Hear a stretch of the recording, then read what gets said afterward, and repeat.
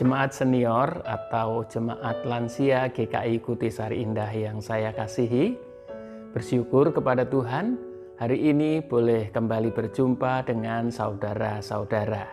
Kita akan merenungkan sebagian dari sabda Tuhan. Saya bacakan dari kitab Kolose, pasal yang ketiga, ayatnya yang ke-14 dan ayat yang ke-17. Demikian firman Tuhan. Dan di atas semuanya itu kenakanlah kasih sebagai pengikat yang mempersatukan dan menyempurnakan. Ayat 17. Dan segala sesuatu yang kamu lakukan dengan perkataan atau perbuatan, lakukanlah semuanya itu dalam nama Tuhan Yesus sambil mengucap syukur oleh Dia kepada Allah Bapa kita. Amin. Saudara-saudara, firman Tuhan ini mengingatkan saya pada salah satu cerita yang dituliskan berkenaan mantan Presiden India. Namanya Dr. Abdul Kalam. Nah, beliau ini suatu kali menceritakan pengalamannya di waktu ia masih kecil.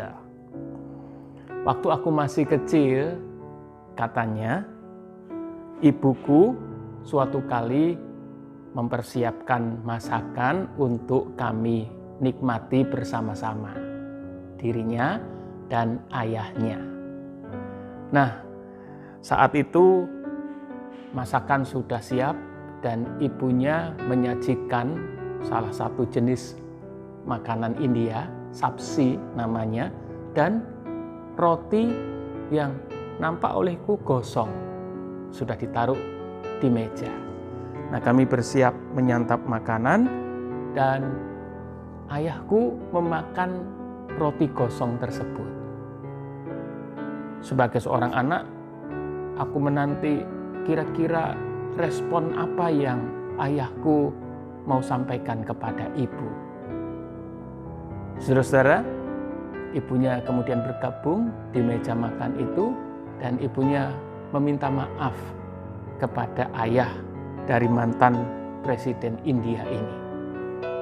Nah, sang ayah kemudian mengatakan, tidak apa-apa sayang, sekali-sekali aku juga butuh makan roti gosong, katanya.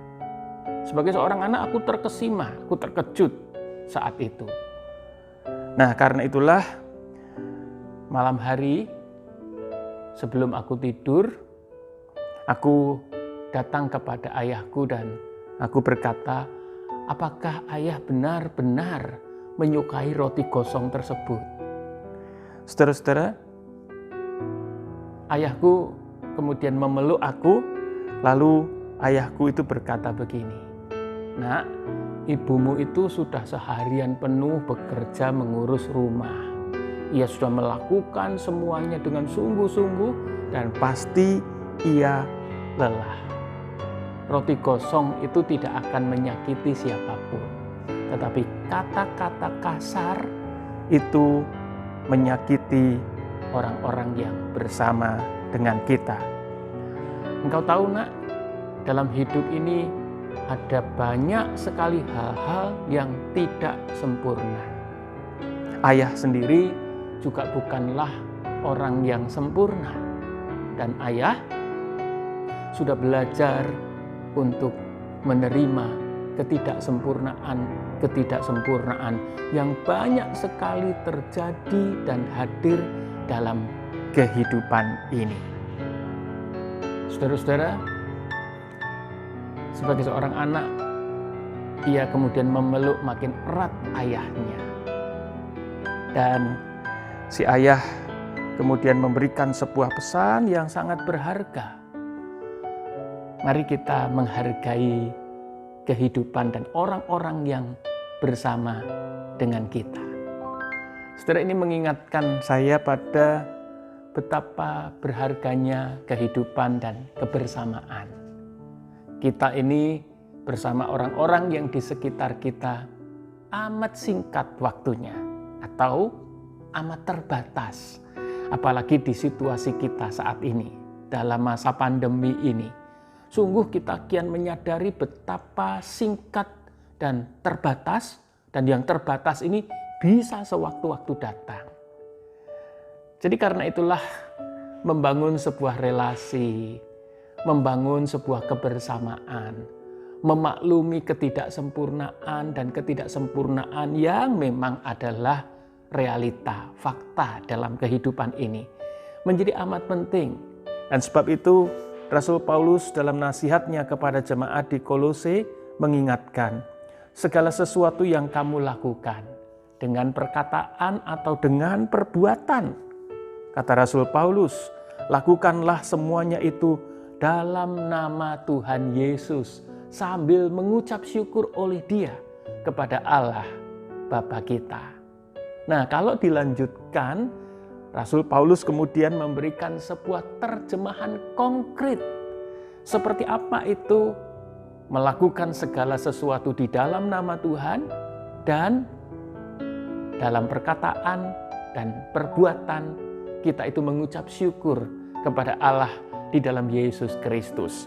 Ayat-ayat selanjutnya, Kolose 3 ayat 19 sampai dengan ayat yang ke-21, lalu memberikan terjemahan bagaimana kita membangun relasi di tengah kesadaran bahwa ada ketidaksempurnaan di dalam kehidupan ini.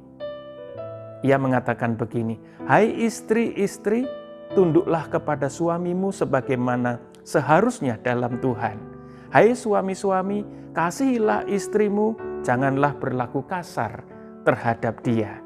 Hai anak-anak, taatilah orang tuamu dalam segala hal, karena inilah yang indah di dalam Tuhan. Hai bapak-bapak, janganlah sakiti hati anakmu, supaya jangan tawar hatinya. Saudara-saudara, itu terjemahan konkret, nasihat yang sangat praktis yang Rasul Paulus sampaikan kepada kita semua. Kiranya Tuhan menolong kita untuk dapat hidup tenang, teduh, dan bahagia, termasuk dalam hal memaklumi ketidaksempurnaan. Amin. Mari kita berdoa. Tuhan Yesus, kami bersyukur untuk firman-Mu yang terus mengingatkan kami, terlebih di usia senior, usia yang lanjut atas kami. Amat penting buat kami untuk memaklumi ketidaksempurnaan, juga ketidaksempurnaan diri kami.